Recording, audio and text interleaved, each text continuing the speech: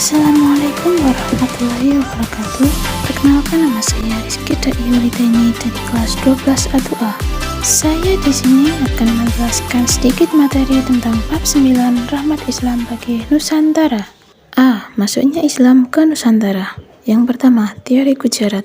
Islam dipercayai datang dari wilayah Gujarat, India melalui peran para pedagang India Muslim pada sekitar abad ke-13 Masehi. Kedua, teori Mekah. Islam dipercayai tiba di Indonesia langsung dari Timur Tengah melalui jasa para pedagang Arab Muslim sekitar abad ke-7 Masehi. Yang ketiga, teori Persia. Islam tiba di Indonesia melalui peran para pedagang asal Persia yang dalam perjalanannya singgah ke Gujarat sebelum ke Nusantara sekitar abad ke-13 Masehi. B. Strategi dakwah Islam di Nusantara. Dalam konteks dakwah Islam, strategi dakwah yang dimaksud adalah kegiatan-kegiatan yang dilakukan oleh mubaligh yang membawa misi Islam di dalamnya. Sarana dalam menyebarkan Islam di Indonesia adalah perdagangan, perkawinan, pendidikan, kesenian, tasawuf, dan politik.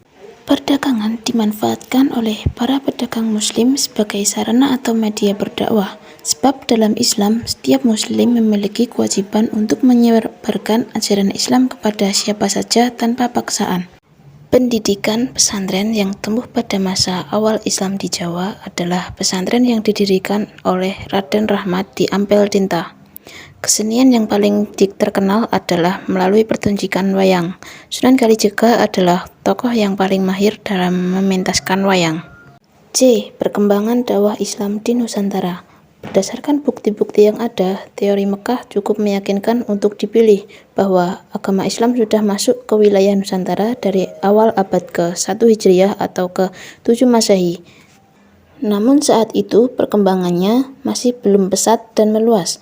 Pada abad-abad selanjutnya, baru terjadi perkembangan lebih pesat terutama setelah abad ke-7 Hijriah atau ke-13 Masehi. D. Kerajaan Islam. 1. Samudra Pasai adalah kerajaan Islam yang dipandang sebagai kerajaan Islam pertama di Indonesia. Kerajaan ini didirikan oleh Sultan Malik As-Saleh pada tahun 1285 atau abad ke-13 Masehi, sekaligus sebagai raja pertama.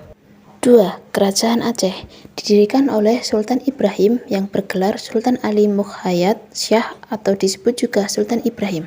Kerajaan Aceh mencapai masa keemasan pada masa pemerintahan Sultan Iskandar Muda. 3. Demak didirikan oleh seorang adipati yang bernama Raden Patah untuk menghadapi Portugis armada Demak yang dipimpin oleh Pati Unus. Pati Unus diberi gelar Pangeran Sabranglor yang artinya pangeran yang pernah menyeberangi lautan di sebelah utara Kesultanan Demak. 4. Panjang. Pendiri Kesultanan Panjang adalah Adiwijaya. 5. Mataram Islam adalah hadiah dari Adiwijaya kepada Ki Ageng Pemanahan karena dia berjasa membantu Adiwijaya menaklukkan area Penangsang. 6. Cirebon. Kesultanan Cirebon didirikan oleh Syarif Hidayatullah atau Sunan Gunung Jati.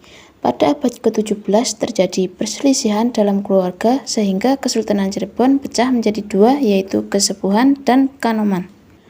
7. Banten diislamkan oleh Sunan Gunung Jati. Pemerintahan dipegang oleh Sultan Maulana Hasanuddin. Kesultanan Banten mencapai masa keemasan pada masa Sultan Ageng Tirtayasa.